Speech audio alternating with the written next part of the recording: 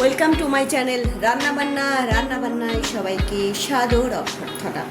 আজকে খুব সুন্দর একটা নিরামিষ আইটেম আমরা করছি। দেখুন, এটা আমরা করছি উচ্ছে আলুর চচ্চড়ি বলুন বা তরকারি বলুন।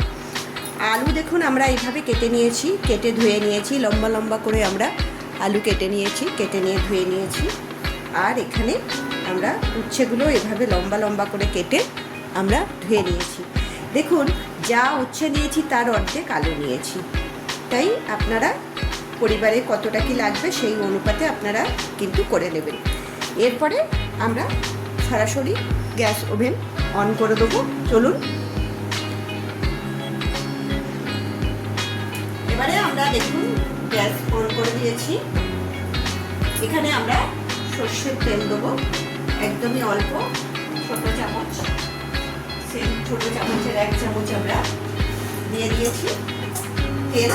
বুঝতেই পারছেন, তেল দিয়ে এরপরে আমরা তেলের মধ্যে, তেল গরম হয়ে গেছে, গ্যাসটাকে একটু বাড়াবো, তেল গরম হয়ে গেছে। দেখুন, এটা দিয়ে দেবো। এটা ভাবছেন এটা কি?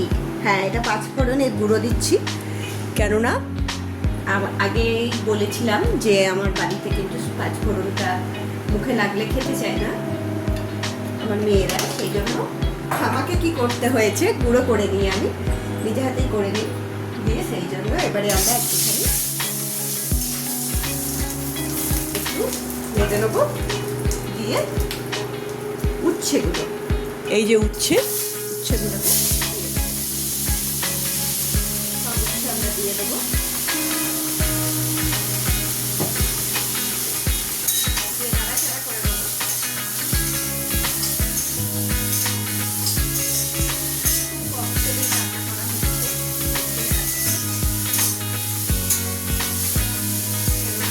পক্ষে যতটা প্রয়োজন ততটাই কিন্তু আমরা করার চেষ্টা করি,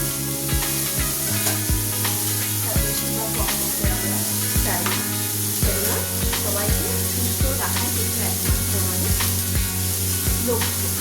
একটু হলুদ দিয়ে দিলাম,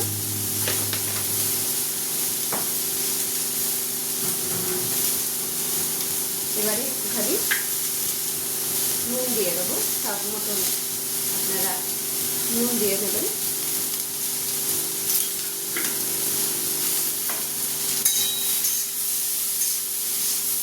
নাড়াচাড়া করে নেবো।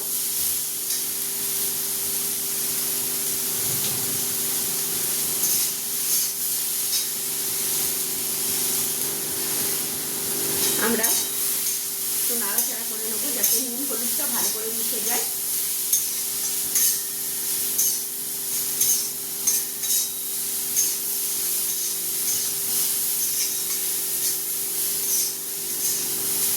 ভালো করে মিশে গেছে নুন হলুদ। একটুখানি আমরা নাড়াচাড়া করে নিলাম।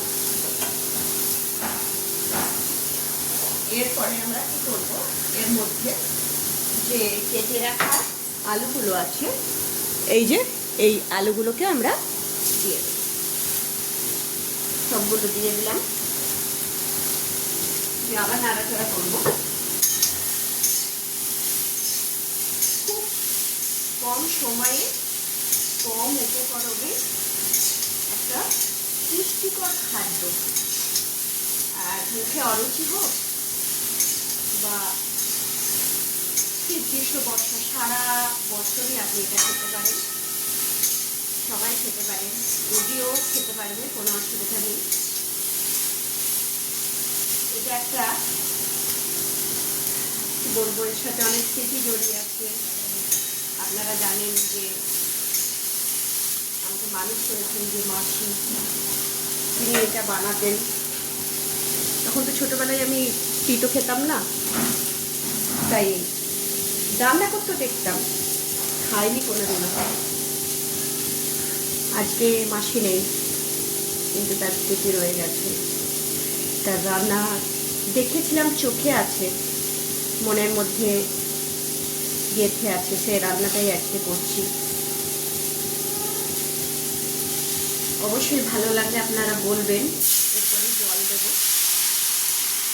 জল জল দিয়ে দিচ্ছি। কি অদ্ভুত না, মানুষ চলে যায়, মানুষের স্মৃতি থেকে যায়। আর দাঁত থাকতে দাঁতের মর্ম কেউ বোঝে না। যখন দাঁত ছিল তখন মর্ম বুঝিনি, এখন বুঝতে পারছি। এখন মনে হচ্ছে, এখন যেহেতু খাই, এখন মনে হচ্ছে যে মাসি থাকলে ভালো হতো। মাসির কাছ থেকে জেনে নিতে পারতাম যে আরো কিভাবে করা যায় এত সুন্দর করে, খেয়ে স্বাদটাও বুঝতে পারতাম,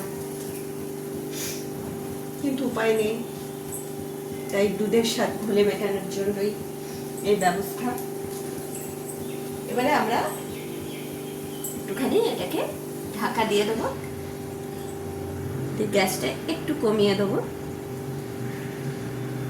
আমরা একটু সিদ্ধ করে নিই এটা।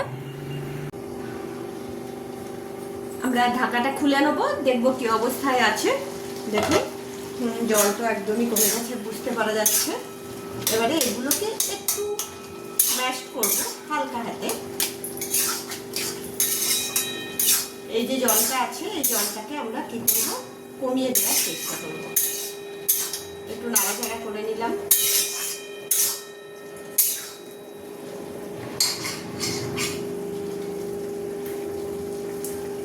গ্যাসে যেটা বাড়িয়ে দিয়েছি, তাহলে এই জলটা কি হবে, গামাখা হয়ে যাবে, কমে যাবে। একটা জিনিস লক্ষ্য করেছেন, আমরা কিন্তু উচ্ছের বীজগুলো সব ফেলে দিয়েছি।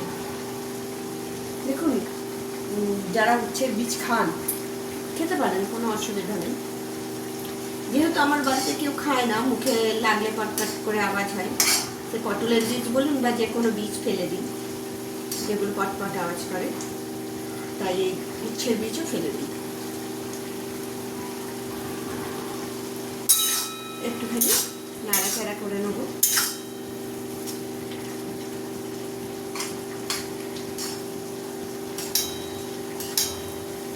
এটি একটি সম্পূর্ণ রান্না এবং পুষ্টিকর খাবার।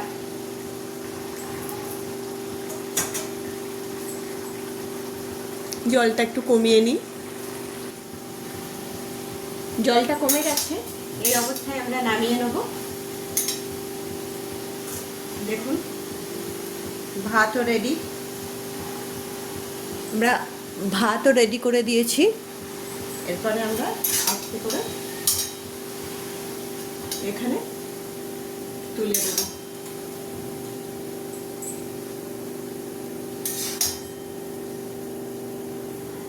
এই দিয়েই সব ভাতটাই খাওয়া হয়ে যাবে, তাই না? তাহলে কেমন হয়েছে আজকের এই রান্নাটা, আপনারা আমাদেরকে অবশ্যই কিন্তু জানাবেন, আর অবশ্যই কিন্তু বাড়িতে করে খাবেন। আমরা তুলে নেব।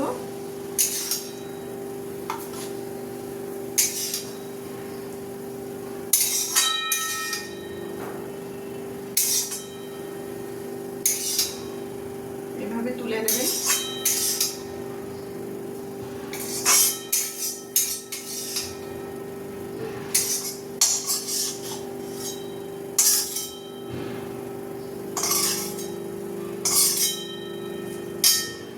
দেখুন আজকের রান্নাটা আমাদের হয়ে গেছে। এবারে আমরা সার্ভ করব। ভাতের সাথে কিভাবে কেমন করে খাচ্ছি চলুন দেখে নিই।